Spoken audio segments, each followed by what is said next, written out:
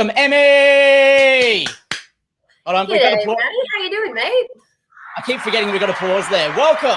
So, for those who obviously aren't aware, you have been to UNIFY in more ways than one. You've been a punter, you've been a music journalist, and now you get the opportunity to hit the stage and perform with RedHook. So you're getting the full entire UNIFY experience. The full spectrum. Yeah, no, it's I'm so ridiculously hyped. I was texting my friend Monica, who fronts The Last Martyr this morning. And they're amazing. And we were just talking because we've both been there sort of like interviewing bands and stuff, and we'd always chat about, dreaming that we would one day be there as artists. And it's just so incredible that we're getting to do it for the first time, popping the cherry together for the first time. At 2020. So you've actually played an international music festival before, and you've also played, the Good Things Festival in Sydney. So when it comes to playing festivals, RedHook's, well equipped to jump on stage and get the job done. Well, I think we've gotten a lot better at it. The thing with us is we kind of got thrust onto those big stages very, very early on, like before we really kind of knew what we were doing. So we had to kind of just kind of learn as we were going. So I think, like in terms of our live show, I'm really, really excited to get back on a festival stage, because I think it's we've definitely leveled up despite the lockdown. And how has it been coping in Sydney? Obviously, everyone's in their own position with COVID getting in the way of everything. Are you using this time to prepare more music, to plan ahead? What's going on in RedHook camp? Yeah, it's such a shit sandwich at the moment in Sydney. It just seems to be getting a bit worse. But anyway, no, it's all going to be fine. We're all going to come out of this, and I think it's just going to, that moment when we all get to hang out again at UNIFY, it's just going to be such an amazing reunion, and it's just going to be even more beautiful and special because we've been through all this hell. I think it's just going to sort of make that emotional peak even more like intense and amazing. But man, like we've been trying to keep busy. Like we've just been writing. We've got a new single. We dropped our EP earlier this year, and we've got a new single that we thankfully managed to get recorded just before we went into lockdown. So we're going to drop that really soon. And just trying to keep writing, always writing. Keeping the wheels turning and that to make sure that, the next couple of years are going to be huge. So with UNIFY itself, you've been there quite a few years. You've been behind the scenes. You've been a punter too. What's one of the memorable stories you've got that you wanted to share with everyone who's obviously either been before, or if you've never been, this is something you can look forward to? Oh man, I don't even know where to begin. I think, do you know what? Like as amazing as like the music side of things always is, I think, everybody who's like a UNIFY OG and goes there sort of every year or like frequently, it's just as much about the experience, like you've been saying all today. It's just as much as about the experience, like in the campsites, like with your friends, making new friends. Like I love this festival so much. I've made so many lifelong friends just who I've met at the festival. In fact, my roommate, who I live with right now on the sunny coast of New South Wales, we actually met in Tarwin Lower at UNIFY. Legitimately, it's incredible. So I think just being in the campsite, like trolley jousting with wizard staffs and like seeing people put handstands into eskies and just all that cooked shit that is just like really stupid but also really, really fun. And they're the memories that you take with you. Look, that's exactly what you're saying. You're making memories when you go to the festival. It is one thing to see the bands, but it's one thing to walk away from it all and go, look, I've never experienced anything like that before. We don't have like a camping heavy alternative music festival like this. And it makes the trek down there so much more worth it, because you get to go experience it with your friends or new friends and discover new bands that you never thought you'd see before. Exactly. Even when it's like apocalyptic, like the last time, because like you touched on before, like the weather is always just like this mixed bag, and it's always either like intense heat or just like crazy storms. And even like when you go through that, it turns into like this amazing memory and amazing, experience that you've shared with all these other people. And there's that incredible bond that you have over, going through it, even when it's, even when, you know, you're bunkering down in tents trying not to get blown away or washed away. Seeing everyone when the storm hit in 2020 with so many people losing their stuff, everyone gets out to help each other. It's not a situation of you being there alone. Like your campmates and people who are beside you, if you lose everything, they'll just invite you under their marquee and you can just join their party. That's it. And I think that's so special about Unified too, like compared to other festivals. I think because, you know, everyone who goes there shares, you know, this mutual love of this kind of music and the role that it's played in all our lives. It just does bring out that sense of community where, like, even, you know, like maybe not during COVID times when social distancing's a thing, but, you know, where you just put your arm around a stranger in the mosh and you're like singing along and you have no idea who the fuck this person is, but you just share. And they're the moments that you have afterwards. Nedrick's, obviously, I've never actually been before. I'm so excited to experience it for the very first time. Like, these are the people who'll be walking away from this going, okay, I'm officially sold. I want to go to UNIFY every single year. So it's just one of those things that you have to do when you go there. And, you know, being to so many, as many as you have been, and now jumping on stage, it's just going to create a whole new memory stream for you and all the other bands who are playing for the first time.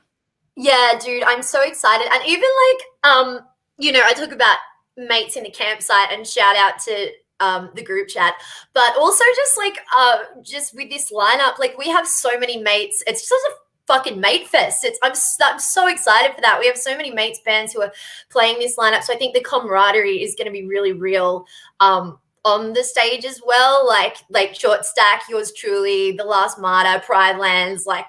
It's just, yeah, there's so much. I think everybody's just going to be there cheering each other on and just like reveling in the experience. And it's just going to be fucking so fucking positive. I'm so excited. And the whole purpose of a music festival, we're forgetting from like the big day out days, the Soundwave days. You go to a festival with the bands that you want to see in mind, and then you might go off on a wander on your own, whether you walk away from camp, you know, just to go see who's playing, and you discover a new band like Team Jesus and the Gene Teasers. I've never seen.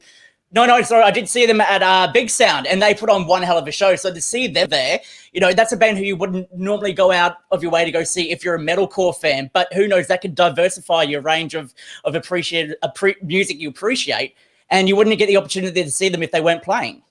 Exactly, yeah. I think that's the beauty of this festival too. Yeah, it's like you said, it's such like a melting pot of genres. But I think like even though there might be like a bunch of different genres thrown in, I think that the vibe and the message in everyone's music is just like, yeah, it's just going to bring us all together. Even also, I saw your chat with Pliny earlier, and I think people are going to really, really dig his set. He wouldn't have said it himself, but he puts on an incredible show, and it's also kind of like he's also fucking hilarious on stage. So it's kind of like a stand-up comedy show as well as singing shred. Now, Kelsey in the chats has said, talking about stories from previous years, she remembers helping the Between You and Me guys last year when all this stuff was blowing away and flooding. And they were helping her out the next day when they had the same issue. So, you know, that camaraderie situation of like people helping each other out. And it doesn't matter if you're in a band or not. Like everyone is there for the same purpose. Everyone is part of this community and we all just look out for each other.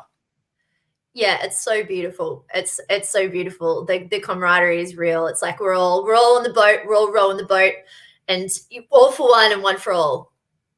Deaf boys, I got to point this one out as well too. At Diamond Construct, some buff girl carried me on her shoulders and we'd never met before. Like that's a perfect example of making friends for life. Like you meet someone who you have no idea who they are, you look after them, and then you know they become friends for years to come. I love that. Do you remember there was, I can't remember what year it was. They've all kind of blurred together, but I remember there was this one year and there was this guy who had a beer bong and he was just kind of like standing sentinel at the gate before you went from the campsite like into the grounds. And before you went through, like he was like making everybody do this beer bong. And people were just teen. It was so funny. It was just, yeah. I think you just sort of have to let inhibitions go when you get down there and just, you know, make the most of the situation. We're all down here. We don't get a festival like this. We don't get to all congregate together with people who have, you know, the same respect for each other. Like I can't off the top of my head think if I've seen any dickhead behavior or anything like that. Sure, there's a bit of nudity here and there in the campgrounds, but you know, that's kind of expected when you go that far deep into the campgrounds, that is. But for the most part, people are picking each other up. People are looking out for each other. And if you're having a freak out under the tree, you know, someone will come and sit with you to make sure you're all right. Yeah, it's so true. I found out at my first year at UNIFY, I'll never remember it, never forget it. It's like seared into my retinas. I found out what a bird bath was. Speaking of nudity, and if you don't know what that is, look it up on Urban Dictionary because I'm not going to explain it. But yeah, I mean, but you know, it's wholesome nudity. It's like for It's consensual. you look at the guys, you're like, I'm bigger than him, so that's okay. That's acceptable. Like, I'll accept that. Oh my gosh. After this live stream finishes, I've been intrigued. I'm going to go check out what a bird bath is because, you know, we all heard about the story about the tent and, you know, the one that the boys were paying $2 for a visit to go see. If you don't know what it is, you need to go into UNIFY Folklore. The UNFD Social Club is where you can find it. There's always conversations that pop up about it. And yeah, Jeff in the comments, don't do it. Like, don't look, don't go into it. But, you know, it's things you have to be part of, and it's all part of like the community that is unified. Now, who are you looking forward to see the most, and what advice do you have for us all to make it through these next few months and get us ready for UNIFY next year? Oh, there's so many bands that I'm excited to see. I think a big one is going to be Dream on Dreamer. I think that's going to be really special because I know we're not sure. It could be our last chance to see those guys live. Yeah, like so I definitely recommend everybody checking them out. And yeah, obviously Short Stack is going to be incredible. Yeah, there's so many bands who are playing this festival for the first time. So there's so many that I want to see. Advice for getting through the next couple of months. I think just keep your eyes on the prize, guys. We're gonna get through this. I know it's massive turd sandwich right now, but you know, time flies and we're gonna get there, and it's just gonna make it even sweeter and even more rewarding when we're finally there, as if you like slow motion, like running and like running up, exactly. Making the final through the stream. Like the thing that we have to look forward to is this, and if it's going to get us through the next couple of months where we can all be reunited again and take part in this festival, then you know that's something to look forward to at least. Yeah, it's going to be so fucking wholesome. I'm so excited. Emmy, it's going to be incredible to see you there. Keep an eye on RedHook socials and everything like that for this new song. Any idea of when that's going to be dropping? Can you reveal any of that? Next month. Next month. There you go. RedHook. Make sure you check them out on all their socials and count down the days until they hit the stage at UNIFY Gathering. Emmy, it's been a pleasure. Thank you very much for taking the time out and having a chat today.